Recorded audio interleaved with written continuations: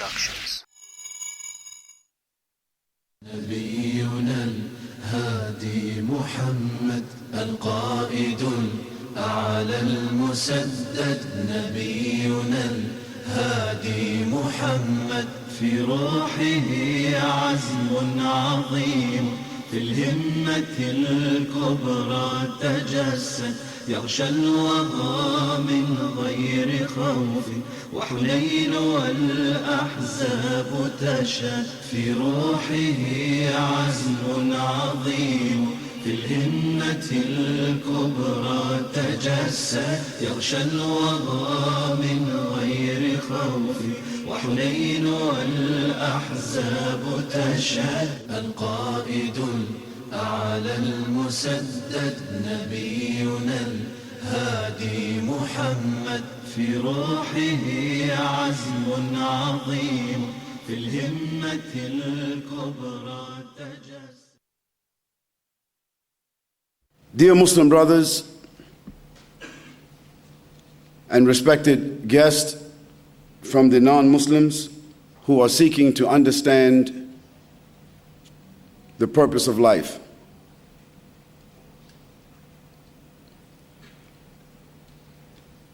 My speech to you concerning the purpose of life, as I always mention, is simply a means of communication. However, it's a very powerful, critical, vital subject. And before I enter the main point of the topic, let me first ask you a question that may stimulate your minds.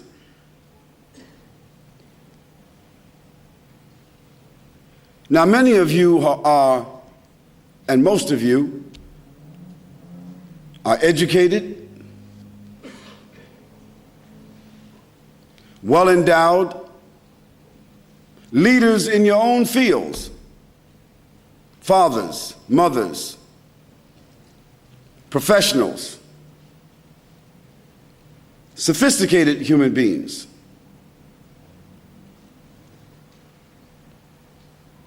But did you ever ask yourself the question, or a set of questions? Do you know why you are here on this earth? And when you die, and of course, there's nobody that has any doubt, regardless of what persuasion, what denomination, what gender, what background, what church, what religion, system, ideology, or ism that you belong to, there's no doubt that everybody in this room one day will die. Now, if there's anyone that has a doubt about that, then you're the only one that doesn't have to answer the question, what is the purpose of life? Because you may be able to circumvent the consequences or the responsibility of that question. Of course, no one has any doubt about death.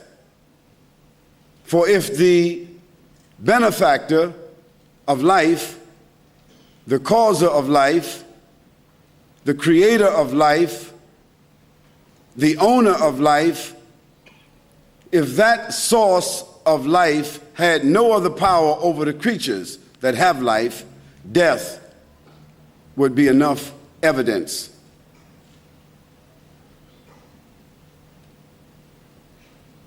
Where is your destination? I don't mean where are you leaving from here, but where is your destination? You don't know where you came from. You say you were born. I mean, before that.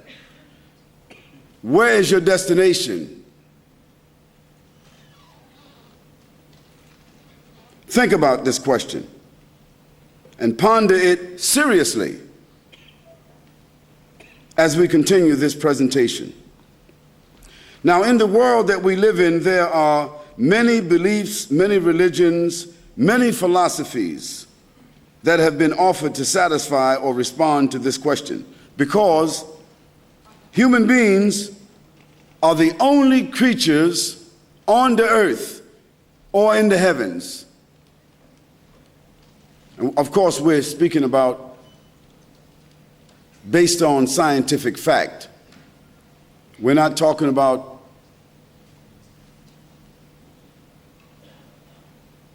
Metro-Goldwyn-Mayer or Steven Spielberg or Disneyland. They have some other philosophies that they will give us the indication to believe. But until now, there is no scientific evidence that there are any other creatures in the heavens or the earth who has the intellect or the faculties or the capacity of human beings. And because of the faculties that human beings are endowed with, they have the exclusive ability, the freedom to think and feel and to say I, me, and to express what we call ego. No other creatures have this ability. However, we know that even that ability is limited, because when the human being is a child, there is less ego. And as the human being becomes older, there is even less ego. The height of the human being's ego is at the height of their strength, their development, their endowment, what they have, what they call strength, possession. But it lasts only an afternoon. That afternoon might be in some cases 20 years, 30 years, 40 years, 60 years, 80 years. But inevitably, the years of the human being passes quickly. And as the Quran says, وَخَلَقْنَا الْإِنسَانَ فِي أَحْسَنِ تَقْوِيمٍ ثُمَّ رَدَدْنَاهُ أَسْفَلَ سَافِلِينَ. And we created, God says, He created by His own power the human being and gave him or her the faculties, perfect, balanced, complete faculties of intellect, intelligence, seeing, hearing, feeling, taste, touch, thinking, and the apparatus of the body. We gave the human being a complete set of faculties that is created that human being with a mold. ثُمَّ رَدَدْنَاهُ أَسْفَلَ سَافِلِينَ. But after that, after giving them, endowing that human being with that perfect set of faculties, ثُمَّ رَدَدْنَاهُ أَسْفَلَ سَافِلِينَ. Then we return him or her to the lowest of the low. They lose the eyesight, they lose the hearing, they lose the smell, they lose the touch, they lose the taste, they lose and depreciate even the physical composition. Now this is what the Quran said almost 1,500 years ago. Is this the case? It is. It is only human beings that have the ability to think, feel, imagine, and explore, to propose, and to determine. These human beings have, over their period of recorded history, developed and put forward many different concepts and answers, and many writers, poets, sages, philosophers, prophets, and messengers, peace be upon all of those prophets and messengers, have come to tell us, you and I, what is the purpose of life.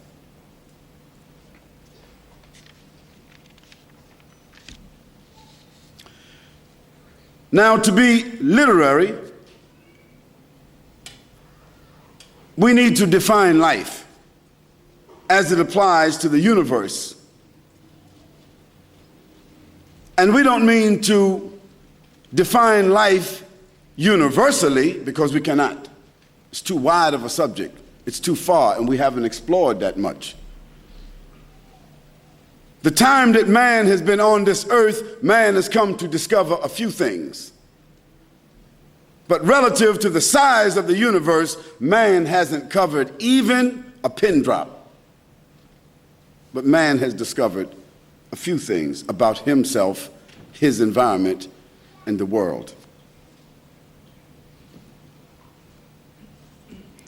So let us define life as it applies to the human being, his society, and his environment. And then let us consider the purpose of our existence in this respect. Generally, we find in the dictionaries the following definition of human life. 1, the phenomena of existence.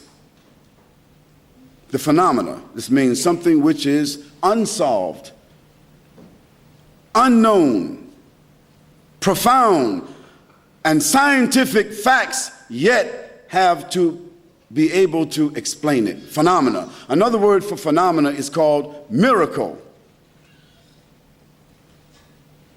The phenomena of existence as it applies to 1, biological development, 2, social dynamics, 3, psychological and mental processes, 4, the interdependence and interaction with the external environment, and finally, the complete synchronization of the many micro and macro systems that support human existence and the universe as we know it. Isn't that a profound definition?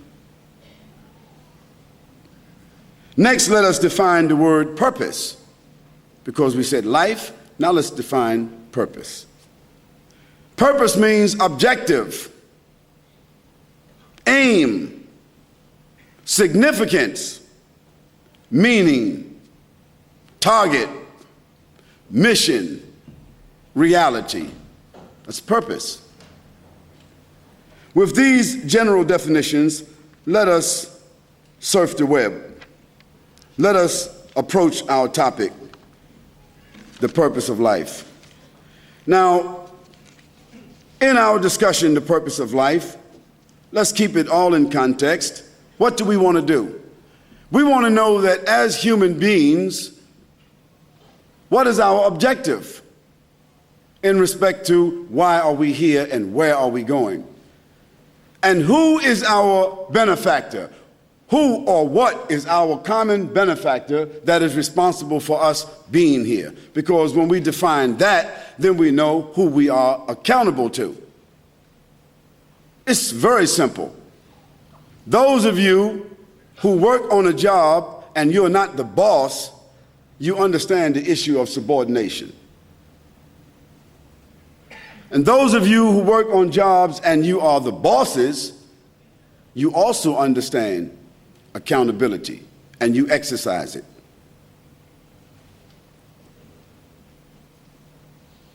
Now, some facts that we need to think about and talk about: the creation of the world. Is the creation of this world, in all of its complex forms, is it the result of the thinking of human beings? I ask you, yes or no?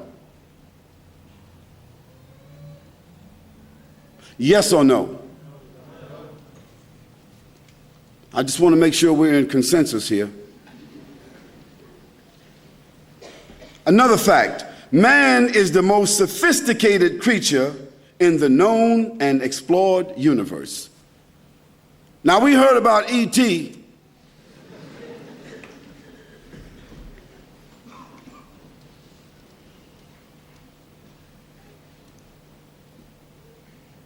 But there's no evidence, no scientific evidence, with all the theories and sightings of extraterrestrial beings and sophisticated civilizations outside of this universe that Star Trek has come in contact with. It hasn't been documented. Until now, man is the most sophisticated creature in the known and explored universe. Therefore, if he is the most sophisticated, just like the boss on the job, he is the most what? Responsible. That there are inherent laws, both physical and metaphysical, that govern the universe and also govern man. And to make sure that we're not getting too abstract, law is as simple as what you witness if you go to the top of a building, male or female, rich or poor, of any color. You go to the top of a building and lean over, you are witnessing the phenomena of law. It comes in the form of fear and apprehension, but it's the law of falling, because you will not be able to deny gravity. And if you cannot deny gravity, you also know that falling from a distance will cause you some harm, trauma. That's a law that's inherent. Another simple law is that if you are a functional human being and you